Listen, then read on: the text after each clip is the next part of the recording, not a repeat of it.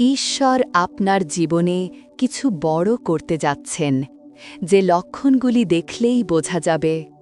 কখনো কি আপনার মনে হয়েছে আপনার জীবনে যেন কিছু একেবারেই নতুন, কিছু গভীর, কিছু অদ্ভুতভাবে শক্তিশালী ঘটতে যাচ্ছে?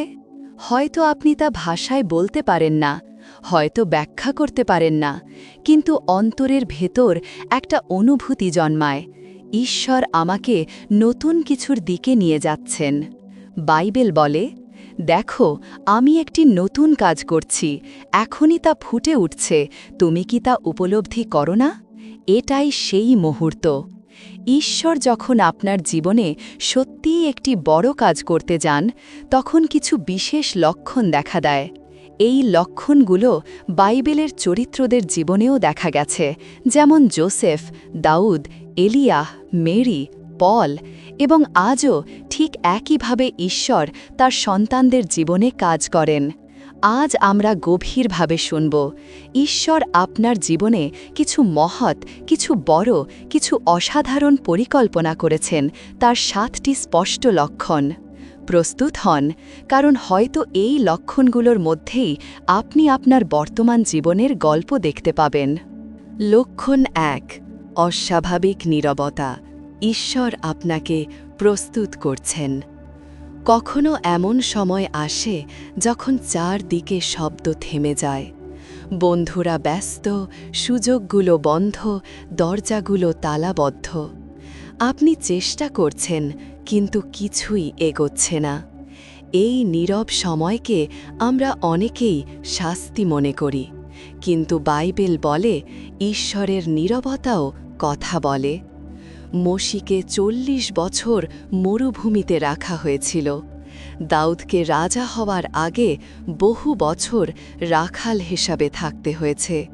জোসেফকে রাজমহলের স্বপ্ন পূরণের আগে কারাগারের অন্ধকারে পাঠানো হয়েছিল। ঈশ্বর যখন বড় কিছু করতে চান, তিনি মানুষকে নীরবতার স্কুলে নিয়ে যান। আপনার জীবনেও যদি এখন অস্বাভাবিক নীরবতা থাকে, তবে ভয় পাবেন না। এটি সেই সময় যখন ঈশ্বর আপনার চরিত্র, ধৈর্য, বিশ্বাস সবকিছু নবীন করে গড়ে তুলছেন। এটাই প্রথম লক্ষণ যে ঈশ্বর কিছু মহৎ কাজ শুরু করেছেন। লক্ষণ 2, অস্বস্তি বাড়ে। যেটা একসময় স্বাভাবিক ছিল, সেটাই অস্বাভাবিক হয়ে যায়। যখন ঈশ্বর আপনাকে একটি নতুন পর্যায়ে নিতে চান, তখন পুরনো জায়গাগুলো আর আরামদায়ক মনে হয় না। আপনার ভেতর থেকে একটা অদ্ভুত চাপ তৈরি হয়, কিছু পরিবর্তন করতে হবে, কিন্তু আপনি জানেন না কি। ইসরায়েলিরা মিশরে অভ্যস্ত হয়ে পড়েছিল, তবুও ঈশ্বর তাদের হৃদয়ে এমন অসন্তোষ দিলেন যাতে তারা সেই জায়গা ছাড়তে বাধ্য হয়। ঈশ্বর কখনো কখনো অস্বস্তির মাধ্যমেই আপনাকে আপনার ভবিষ্যতের দিকে ঠেলে দেন। যদি আপনি অনুভব করেন, আমি আগের মতো এখানে থাকতে পারছি না, এটি হতে পারে ঈশ্বরের ডাক। লক্ষণ 3, অপ্রত্যাশিত বন্ধ দরজা। পথ বন্ধ হয়, কিন্তু উদ্দেশ্য খোলে। আপনি চেষ্টা করেন, পরিকল্পনা করেন, কিন্তু সব দরজা একে একে বন্ধ হয়ে যায়। বেশিরভাগ মানুষ মনে করে, ঈশ্বর আমাকে বোধহয় প্রত্যাখ্যান করেছেন। কিন্তু বাইবেল আমাদের শেখায়, বন্ধ দরজা মানে ঈশ্বরের সুরক্ষা। পল ও সিলাস যখন মিশিয়া অঞ্চলে সুসমাচার প্রচার করতে চাইলেন, পবিত্র আত্মা তাদের সেই দরজাটি বন্ধ করে দিলেন। কেন? কারণ ঈশ্বর তাদের একটি আরও শক্তিশালী পথে নিয়ে যেতে চেয়েছিলেন, মেসিডোনিয়ার দিকে। আপনার কোনো সুযোগ যদি হঠাৎ বন্ধ হয়ে যায়, কোনো চাকরি, সম্পর্ক, ব্যবসা, সিদ্ধান্ত, তাহলে জানবেন ঈশ্বর আরও ভালো কিছু রাখছেন। এটি আপনার জীবনে ঈশ্বরের বড় কাজের একটি স্পষ্ট প্রমাণ। লক্ষণ 4, আক্রমণ বেড়ে যায়। শত্রু আপনাকে থামাতে চায়। যখন ঈশ্বর অস্বাভাবিকভাবে কাজ শুরু করেন, শত্রুও তখন থেমে থাকে না। আপনি দেখবেন হঠাৎ সমস্যা বাড়ছে, হঠাৎ মানুষের ভুল বোঝাবুঝি, হঠাৎ মন ভেঙে যাওয়া, হঠাৎ ভয় এবং উদ্বেগ। কিন্তু এতে ভয়ের কিছু নেই। একটি সত্য মনে রাখুন, শত্রু আক্রমণ করে তখনই যখন ঈশ্বরের আশীর্বাদ কাছাকাছি। যোসেফের জীবনে কেন এত সমস্যা এসেছিল?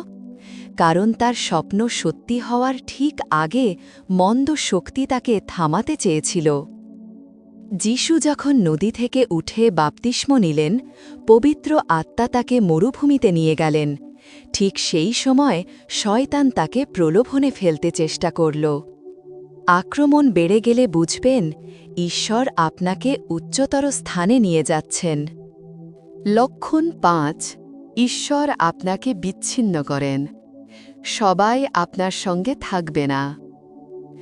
যখন ঈশ্বর কিছু বড় কাজ শুরু করেন, তিনি প্রথমে আশেপাশের লোকজন থেকে আপনাকে বিচ্ছিন্ন করেন। এটি খুব কষ্টদায়ক হতে পারে। হঠাৎ কিছু সম্পর্ক দুর্বল হয়ে যায়, কিছু মানুষ দূরে চলে যায়, কিছু বন্ধুত্ব ভেঙে যায়। কিন্তু মনে রাখবেন, সবাই আপনার ভবিষ্যতের জন্য নয়। দাউদ যখন রাজা হবার পথে হাঁটছিলেন, তখনও অনেক মানুষ তাকে ছেড়ে চলে গিয়েছিল। যিশুর ক্রুশের পথে শেষ পর্যন্ত মাত্র কিছু শিষ্যই ছিল। মানুষের সরে যাওয়াকে ব্যর্থতা মনে করবেন না। এটি ঈশ্বরের ছাঁটাই প্রক্রিয়া। তিনি শুধু সেই মানুষদের রাখবেন যারা আপনার আগামী মঞ্চের জন্য প্রয়োজন। লক্ষণ ৬, অন্তরে অদ্ভুত শান্তি, যা যুক্তির বাইরে। বাইবেল বলে, ঈশ্বরের শান্তি সব বোধ শক্তিকে ছাড়িয়ে যায়। যখন ঈশ্বর আপনার জীবনে কিছু বড় করছেন, তখন পরিস্থিতি বিশৃঙ্খল হলেও আপনার ভেতরে অদ্ভুত এক শান্তি জন্মায়। যেন ঝড় চারদিকে, কিন্তু আপনার অন্তর প্রশান্ত। যেন আপনি জানেন, আমি সঠিক পথে চলছি। নোয়ার নৌকা তৈরির সময় চারদিকে উপহাস ছিল, অবিশ্বাস ছিল। তবুও নোয়ার ভেতরে ছিল একটি আশ্চর্য শান্তি। এটাই ঈশ্বরের উপস্থিতি।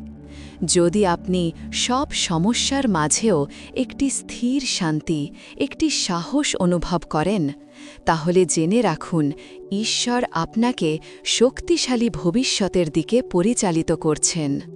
লক্ষণ ৭, ঈশ্বর আপনাকে নতুন নির্দেশ দেন, নতুন ভাবনা, নতুন দর্শন।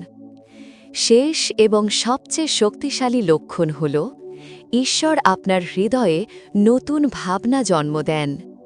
এটি হতে পারে একটি নতুন স্বপ্ন, একটি নতুন দিক, একটি নতুন পরিকল্পনা, একটি নতুন আহ্বান। মোশিকে ঈশ্বর বলেছিলেন, যা তোমার হাতে আছে তা ব্যবহার করো। এলিয়াহকে তিনি নতুন গন্তব্যে পাঠিয়েছিলেন। যোসেফকে তিনি স্বপ্ন দেখিয়ে তার ভবিষ্যৎ ঘোষণা করেছিলেন। যখন ঈশ্বর আপনার জীবনে বড় কিছু করতে চান, তিনি প্রথমে আপনার চিন্তাকে নবীন করেন।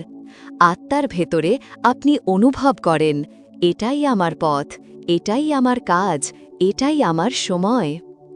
যদি এমন নতুন দিশা আপনার ভেতর জন্মাচ্ছে, এটি কোনো কল্পনা নয়, এটি ঈশ্বরের পরিকল্পনার সূচনা। বন্ধু, যিশু আপনাকে বলেছেন, আমি এসেছি যাতে তোমরা জীবন পাও এবং পরিপূর্ণভাবে পাও।